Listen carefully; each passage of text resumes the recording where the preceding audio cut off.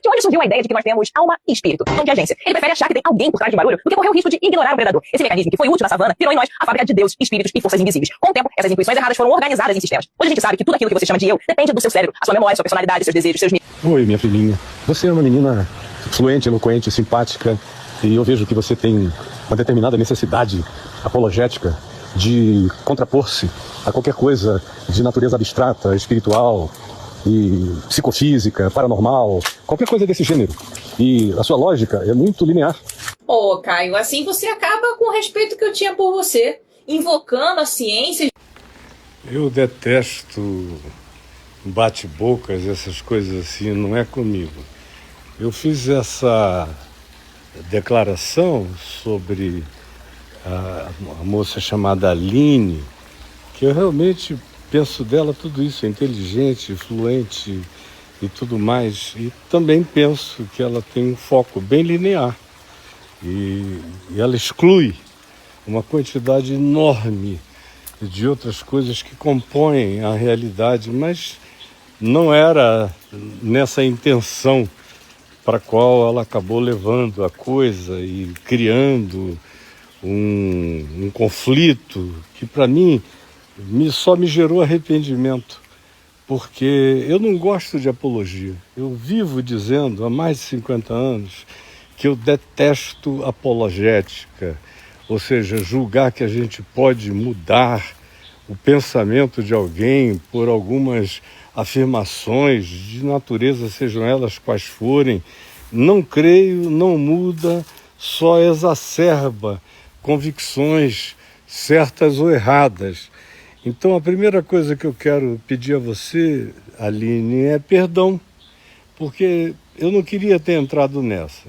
Segundo lugar, perdão, porque em 2 minutos do Reels ninguém consegue dizer nada, então eu só citei tópicos, não expliquei nenhum, na perspectiva de que, como você tenta tratar tudo na base da linearidade científica, a menção daqueles tópicos iria remeter você para outras reflexões, onde o assunto de alma, espírito, estão muito mais desenvolvidos. Em terceiro lugar, porque na realidade nós estamos falando de algo cuja demonstração, como você demandou no seu segundo vídeo, que eu fizesse demonstrações empíricas ou da alma, não são possíveis. Não dá para a gente dizer, agora aparece isso, aparece aquilo. Essas coisas acontecem num âmbito da imprevisibilidade. Agora, eu já estudo isso há muitos anos, desde o Dr. Raymond Moody, na Califórnia, há 45 anos atrás, quando ele observou esses fenômenos de EQM e de pessoas que não falavam apenas da subjetividade da experiência da morte, mas de gente que saía do corpo com a consciência e visitava a rua, voltava em outros lugares, sabia o que estava acontecendo no hospital, e ele reuniu centenas e milhares de testemunhos. Hoje tem hospitais no mundo inteiro que trabalham com essa categoria de pesquisa, hospitais seríssimos no planeta inteiro. Eu só quis dizer, olha, não fecha, não bate tão peremptoriamente nisso, porque você não está falando só do cérebro. O cérebro é só o hardware. Nós estamos falando, quando se fala de mente, alma, espírito, consciência, de um software sofisticadíssimo. O cérebro é um hardware que, se tiver problemas, não expressa o que o software carrega. Mas tudo isso é besteira. Não leva ninguém a lugar nenhum, não convence ninguém de nada. E a última coisa que eu quis foi te ofender. Aí você me chamou de misógino, me chamou de paternalista, porque eu falei, ô filha, eu falo assim, eu sou assim, se você vier na minha casa ou conversar com qualquer dos meus 6 filhos e 6 netos e os meus amigos, eu sou um indivíduo paternal, eu sou meigo, eu não sou uma persona, não, eu sou assim mesmo. Além disso, Eu já tive tanta experiência em hospital, com comatosos, com gente que a ciência disse não volta mais, eu criei que voltariam, e voltaram com consciências de coisas impensáveis e inimagináveis. E aí há uma quantidade enorme de fatos empíricos, experienciais, mas que não são produto de demonstração de laboratório. Não é como fazer um exame de qualquer que seja a partícula subatômica, que se você olhar para ela, ela se comporta de um modo, se você não olhar, ela se comporta de outro modo, e tantas quantas sejam as vezes que você assim faça, alterar-se-á o comportamento daquela partícula, ou qualquer outra demonstração de natureza científica. Não.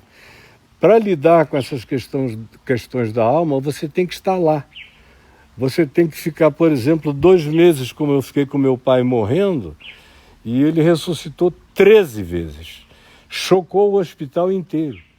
E algumas das vezes em que ele voltou depois de morto e dado como tal, ele voltou me contando tudo que estava acontecendo em andares do hospital. E que eu ia checar e era exatamente tudo o que estava acontecendo. Ele não tinha ficado preso ao cérebro. Ele fora.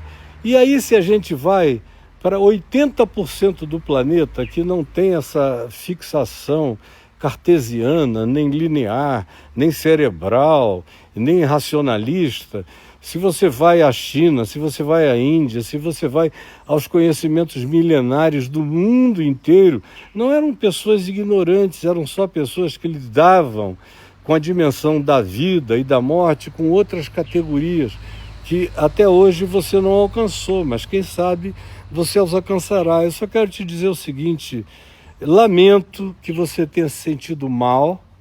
Eu deveria ter imaginado que isso poderia mexer com você, machucar você. Você está vendo que eu não estou carregando nenhuma machucadura das coisas que você me falou. Você é jovem, a vida vai te curtir muito, muito, muito. Dor, doença, enfermidade, perda, sepultamento. Eu sou um homem que já sepultei 2 filhos, um deles adulto, já enterrei milhares de pessoas, lido com a condição terminal do ser humano, e isso faz parte do meu dia a dia, não necessariamente do seu. Mas eu só quero é que você saiba que, conquanto eu tenha visto muita gente que entrou lá dizendo ai, que decepção com o Caio, nem entenderam o que eu quis dizer, e eu não devia ter dito nada. Porque em 2 minutos não dá para você fazer nada a não ser pontuar alguns aspectos de natureza científica nos quais, se você se aprofundar, você vai ver que não há lugar para a peremptoriedade com a qual você tratou a questão. Alma e espírito, você crê nisso, é apenas produto do cérebro, não passa disso. Não, minha filhinha, não é não. É infinitamente maior, mas vai chegar teu dia de saber como é que isso funciona, como é que acontece. Isso só vai acontecer quando você mesma provar e tiver a experiência. Mas até lá, não me queira mal, porque eu só te quero bem, desejo que Deus te abençoe. Mesmo você não crendo nele, não tem nenhuma importância. Ele crê em você.